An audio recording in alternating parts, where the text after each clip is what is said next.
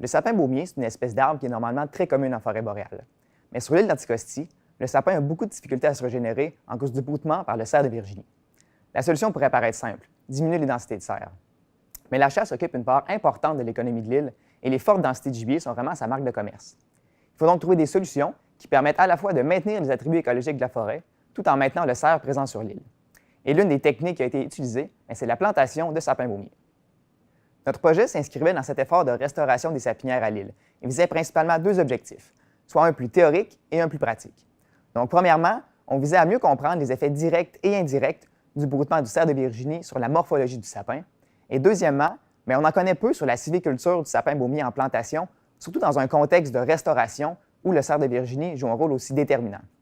Donc, on visait à mieux comprendre les effets de deux traitements sylvicoles qui sont couramment utilisés au Québec, soit le dégagement mécanique par pied d'arbre et le scarifiage.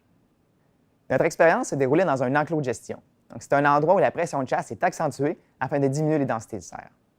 Préalablement à la plantation, le traitement de scarifiage consistait en trois parties, soit un délai de 1 an entre le scarifiage et la plantation, aucun délai, c'est-à-dire scarifier et planter la même année, et une autre partie qui n'a pas été scarifiée.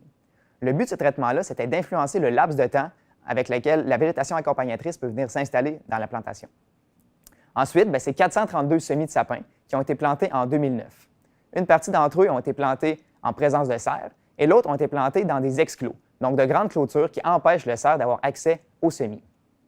Ensuite, en 2013, on a appliqué un traitement de dégagement mécanique par pied d'arbre. Une partie des arbres a été dégagée et l'autre partie n'a pas subi le traitement. Contrairement à ce qu'on s'attendait, nos résultats suggèrent que le traitement d'exclusion du cerf pourrait avoir un effet négatif sur la survie. En effet, en absence de cerf, la végétation est vraiment abondante et majoritairement composée de décidus, ce qui pourrait occasionner des conditions qui sont difficiles pour le sapin et expliquer son taux de survie inférieur. En contrepartie, la hauteur, le diamètre et la croissance annuelle des arbres qui étaient protégés du broutement étaient de 30 à 35 % plus gros. Pour ce qui est du scarifiage, lui aussi avait un effet négatif sur la survie, surtout lorsqu'il n'y avait aucun délai entre le scarifiage et la plantation. Cela pourrait s'expliquer par le fait que la neige, durant l'hiver, n'a pas eu le temps de compacter le sol. Donc, avec l'effet du gel, les plants se soulèvent et causent ainsi leur sécheresse. Donc, dans ce contexte particulier, les prescriptions pour le dégagement mécanique et le scarifiage devraient se baser sur d'autres considérations que la promotion de la croissance des sapins. Par exemple, pour favoriser les travaux de reboisement.